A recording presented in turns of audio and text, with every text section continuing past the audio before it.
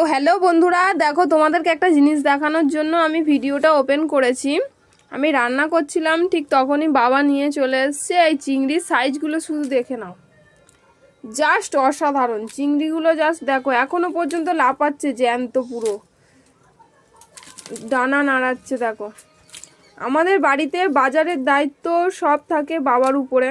কে কি খাবে, কি হবে রান্না, সব বাবার উপরে থাকে। রান্না করা, সংসারের দায়িত্ব সব আমার থাকে। এই এত সুন্দর সুন্দর চিংড়ি মাছ বলো, মাছ, খাবার দাবার, মাছ মাংস, যা মানে সংসারে যা লাগে সবই বাবা নিয়ে আসে। তো মাছগুলোকে দেখে সত্যি দেখো, জাস্ট ভাবা যাচ্ছে না। বাবা কি জোরে ছটকা দিল, ও বাবা ভয় লাগছে। দেখো কি বড় বড় দাঁড়াগুলো দেখো। তো এই মাছগুলো দিয়ে চিংড়ি মাছের মালাইকারি বানাবো। আজকে আর করবো না, এটা এখন কেটে রেখে দেবো, রান্না হয়ে গেছে।